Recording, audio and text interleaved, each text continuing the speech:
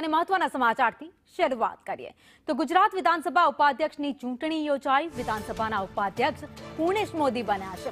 પૂર્ણેશ મોદીના સમર્થનમાં સૌથી વધુ મત પડ્યા છે તો ધ્વનિ મતથી ઉપાધ્યક્ષ માટે મતદાન થયું હતું। વિપક્ષ નેતા ડોક્ટર તુષાર ચૌધરીની બાજુમાં ઉપાધ્યક્ષ પૂર્ણેશ મોદીએ સ્થાન લીધું છે।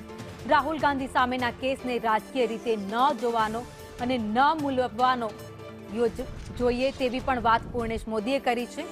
તો ગૃહ સુચારુ રીતે ચાલવું જોઈએ, ગૃહમાં વિકાસની વાત થવી જોઈએ, તમામ બાબત હકારાત્મકતાથી આગળ રહેવી જોઈએ। મોદીજી કહે છે કે ગુજરાત મારો આત્મા છે, ત્યારે આત્માને બહેતર બનાવવા માટે કામ કરવાનું છે। ધારાસભ્યો ભલે નવા હોય પણ તેમને 3 વર્ષના સૂત્રનો અનુભવ છે, સત્રનો પણ અનુભવ છે, તેમ છતાં જરૂર પડે તમામને માર્ગદર્શન આપીશું।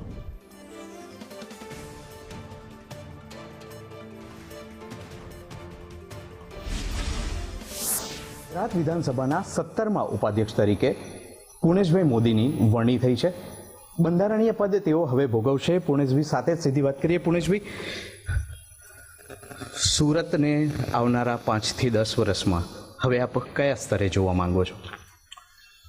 સુરત આદિકાળથી ખૂબ મહત્વનું એક શહેર છે અને સુરતને વિશ્વની અંદર શ્રેષ્ઠ શહેર બનાવીએ એ પ્રકારનું કામ કરીએ। આપણે ત્યાં પરંપરા છે કે અધ્યક્ષ એ પહેલાં પાર્ટીમાંથી રાજીનામું આપે અને ત્યાર પછી અધ્યક્ષનું સુકાન સંભાળે। તો આ માત્ર આપણા ત્યાં પરંપરા અધ્યક્ષ પૂરતી સીમિત છે, બાકીના પદ માટેની આ પ્રકારની વ્યવસ્થા નથી। સૌથી પહેલાં તો રાહુલ ગાંધીની સામેનો જે કેસ છે ને રાજકીય રીતે મૂલવવો ન જોઈએ। આ બહુ સ્પષ્ટ એક સામાજિક પ્રશ્ન હતો અને એક સામાજિક સ્તરે એ લડાઈ લડતા હતા।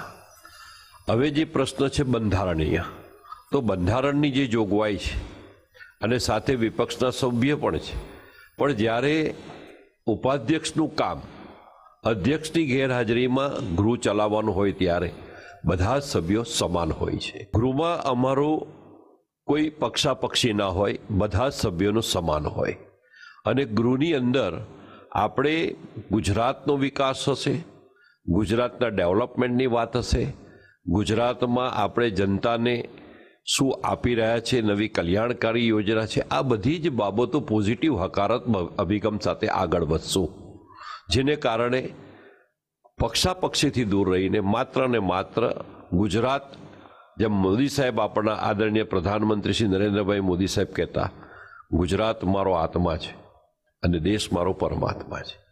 તો આપણે આપણા ગુજરાતના આત્માને કેવી રીતે બહેતર બનાવી શકીએ એ પ્રકારનું અમારું વલણ રહેશે।